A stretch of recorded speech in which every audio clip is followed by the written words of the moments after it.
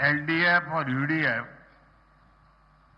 उनके जो यहां इकोसिस्टम है,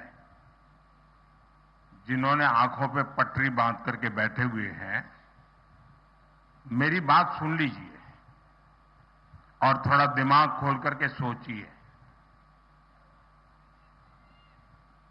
आप देखते हैं केरला में ज्यादातर 5 साल एलडीएफ, फिर 5 साल यूडीएफ, 5 साल यानी वही आते जाते रहते हैं।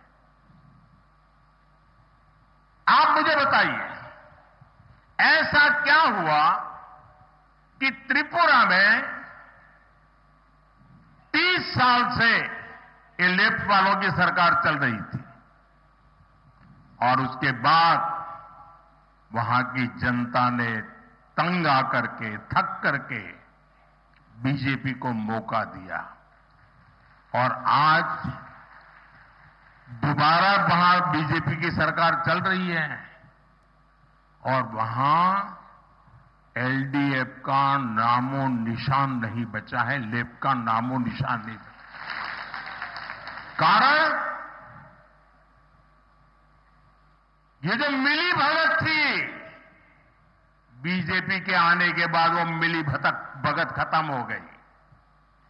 बंगाल देखिए, 35-40 साल तक लेफ्ट ने राज किया था, वहां सरकार बदली और उसने लेफ्ट के खिलाफ जंग किया और परिणाम क्या हुआ? आज बंगाल में लेफ्ट वालों को चुनाव लड़ने के लिए उम्मीदवार नहीं मिल पाते हैं, लेकिन केरल में ऐसा नहीं होता है, इसलिए क्योंकि दोनों की मिलीभगत है। 5 साल तुम बैठो, फिर 5 साल हम आएंगे, न हम तुम्हें परेशान करेंगे, न तुम हमें परेशान करोगे। अगर केरला को बचाना है, अगर केरला को आगे बढ़ाना है, तो एलडीएफ यूडीएफ की इस जोड़ी को तोड़ना ही होगा और परिवर्तन लाना ही होगा। നമ്മുടെ സംസ്ഥാനത്ത് ഞാൻ പറഞ്ഞു, ഭരണം മാറുന്നുണ്ടെങ്കിലും എക്കോസിസ്റ്റം ഇടതുപക്ഷത്തിന്റെയും വലതുപക്ഷത്തിന്റെയും ഇവിടെ നിലനിൽക്കുകയാണ്. കേരളത്തിലെ ജനങ്ങളോട് എനിക്ക് അഭ്യർത്ഥിക്കാനുള്ളത്, ബുദ്ധി ഉപയോഗിച്ച് അല്പം കൂടി ചിന്തിക്കണമെന്നാണ് എനിക്ക് അഭ്യർത്ഥിക്കാനുള്ളത്. കേരളത്തിൽ 5 വർഷം ഇടതുപക്ഷം, 5 വർഷം വലതുപക്ഷം എന്ന രീതിയിലാണ് ഭരണം നടക്കുന്നത്. നിങ്ങൾ എന്നോട് പറയൂ, എന്തുകൊണ്ടാണ് ഇങ്ങനെ സംഭവിക്കുന്നത്? നമുക്ക് ത്രിപുരയിലെ ഉദാഹരണം എടുക്കാം. ത്രിപുരയിൽ 30 വർഷമാണ് ഇടതുപക്ഷ സർക്കാർ ഭരിച്ചത്. അതിനുശേഷം അവിടെ ജനങ്ങൾ മാറി ചിന്തിച്ചു, ഭാരതീയ ജനതാ പാർട്ടിക്ക് ഒരു അവസരം നൽകി. ഇന്ന് തുടർച്ചയായി 2ാം തവണയും ഭാരതീയ ജനതാ പാർട്ടി ത്രിപുര ഭരിക്കുകയാണ്. ഇന്നവിടെ എൽഡിഎഫിനെ പേരിന് പോലും കാണാൻ കിട്ടുന്നില്ല. കാരണം ഭാരതീയ ജനതാ പാർട്ടി വന്നാൽ ഇവരുടെ അഴിമതിയും ഐക്യവും നടക്കില്ല എന്ന് അവർക്ക് മനസ്സിലായിട്ടുണ്ട്. ബംഗാളിന്റെ ഉദാഹരണം എടുത്താൽ 35-40 വർഷക്കാലം ബംഗാൾ ഇടതുമുന്നണിയാണ് ഭരിച്ചുകൊണ്ടിരുന്നത്. ഇന്ന് സർക്കാർ മാറി ഇടതുപക്ഷത്തിനെതിരെ സമരം ചെയ്ത് ഇന്ന് അവിടെ പുതിയൊരു സർക്കാർ ഉണ്ടായിരിക്കുന്നു. പക്ഷേ അവിടുത്തെ ഇടതുപക്ഷത്തിന്റെ അവസ്ഥ എന്താണ്? ഇന്ന് ഇടതുപക്ഷത്തിന്റെ ടിക്കറ്റിൽ മത്സരിക്കാൻ ഒരു സ്ഥാനാർത്ഥിയെ പോലും കിട്ടുന്നില്ല എന്നതാണ് ഇടതുപക്ഷത്തിന്റെ അവസ്ഥ. ഇതെന്തുകൊണ്ടാണ് കേരളത്തിൽ സംഭവിക്കാത്തത് എന്ന് നിങ്ങൾ ചിന്തിക്കണം. കാരണം ഇവർ രണ്ടുപേരും തമ്മിലുള്ള അഡ്ജസ്റ്റ്മെന്റ് രാഷ്ട്രീയമാണ്, വിട്ടുവീഴ്ച രാഷ്ട്രീയമാണ്, ഐക്യമാണ് ഇതിന് കാരണം. ഞാൻ നിങ്ങളോട് പറയുന്നു, കേരളത്തെ രക്ഷിക്കണമെങ്കിൽ, കേരളം രക്ഷപ്പെടണമെങ്കിൽ ഈ ഇടതു വലതു മുന്നണിയുടെ കൂട്ടുകക്ഷി ഭരണം, ഇവരുടെ ഐക്യത്തോടു കൂടിയുള്ള അഡ്ജസ്റ്റ്മെന്റ് ഭരണം അവസാനിപ്പിക്കണം. കാരണം ഒരാൾ പറയുന്നു, ഞാൻ ഭരണത്തിൽ വന്നാൽ നിങ്ങളെ ബുദ്ധിമുട്ടിക്കില്ല, നിങ്ങൾ ഭരണത്തിൽ വന്നാൽ ഞങ്ങളെയും ബുദ്ധിമുട്ടിക്കരുത് എന്ന തരത്തിലുള്ള അഡ്ജസ്റ്റ്മെന്റ് ഭരണം അവസാനിപ്പിച്ചെങ്കിൽ മാത്രമേ കേരളം മുൻപോട്ടേക്ക് പോവുകയുള്ളൂ, കേരളം രക്ഷപ്പെടുകയുള്ളൂ. एनडीए സുഹൃത്തുക്കളെ, बीजेपी स्टेट के विकास से देश के विकास का मंत्र लेकर चलती है, इसलिए हम केरला के विकास को प्राथमिकता देते हैं। लेकिन एलडीएफ केरला के विकास की दुश्मन बनी हुई है।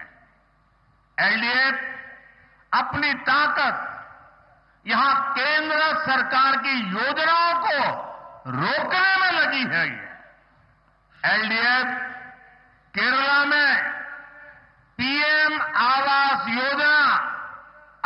का नेक्स्ट फेज लागू नहीं कर रही, जहां हर घर तक नल पहुंचाने की स्कीम में देरी की जा रही है। एलडीएफ सरकार नहीं चाहती कि गरीबों के बच्चे भी पीएमसी जैसे आधुनिक स्कूलों में पढ़ाई करें। यहां की राज्य सरकार इस योजना के लाभ से केरला के स्टूडेंट्स को दूर रख रहे हुए हैं। ऐसी गरीब विरोधी एलडीएफ सरकार को सबक सिखाना बहुत जरूरी है। പ്രിയപ്പെട്ടവരെ, സംസ്ഥാനങ്ങളുടെ വികസനത്തിൽ കൂടി മാത്രമേ രാജ്യത്തിന്റെ വികസനം സാധ്യമാകൂ എന്ന മന്ത്രവുമായാണ് ഭാരതീയ ജനതാ പാർട്ടി ഇന്ന് പ്രവർത്തിക്കുന്നത്. അതിനാൽ തന്നെ കേരളത്തിന്റെ വികസനത്തിന് ഭാരതീയ ജനതാ പാർട്ടി വലിയ പ്രാധാന്യമാണ് നൽകുന്നത്. അതേസമയം കേരളം ഭരിക്കുന്ന LDF ഇന്ന് വികസനത്തിന്റെ ശത്രുവായി മാറിയിരിക്കുന്നു. ഇന്ന് LDF സർക്കാർ അവരുടെ എല്ലാ ശക്തിയും കഴിവും വിനിയോഗിക്കുന്നത് കേന്ദ്ര പദ്ധതികളുടെ നേട്ടം കേരളത്തിലെ സാധാരണക്കാർക്ക് നൽകാതിരിക്കുന്നതിന് വേണ്ടിയാണ് അവരെല്ലാ ശക്തിയും കഴിവും വിനിയോഗിക്കുന്നത്. കേരളത്തിലെ നഗരങ്ങളിൽ പ്രധാനമന്ത്രി ആവാസ് യോജനയുടെ അടുത്ത ഘട്ടം, രണ്ടാം ഘട്ടം LDF സർക്കാർ നടപ്പാക്കാൻ തയ്യാറാകുന്നില്ല. എല്ലാ വീടുകളിലും പൈപ്പുകളിൽ കൂടി ശുദ്ധജലം എത്തിക്കുന്ന പദ്ധതിയും ഇവിടെ ഇന്ന് നിലച്ചിരിക്കുകയാണ്. PM3 പദ്ധതിയുടെ കീഴിൽ വരുന്ന ആധുനികമായ സ്കൂളുകളിൽ സാധാരണക്കാരുടെ മക്കൾ പഠിക്കേണ്ടതില്ല എന്നതാണ് ഇടത് സർക്കാരിന്റെ നയം. ഈ പദ്ധതിയുടെ നേട്ടങ്ങളിൽ നിന്ന് സംസ്ഥാന സർക്കാർ കേരളത്തിലെ ഈ പദ്ധതിയുടെ നേട്ടങ്ങൾ സംസ്ഥാന സർക്കാർ കേരളത്തിലെ വിദ്യാർത്ഥികൾക്ക് നിഷേധിക്കുകയാണ്.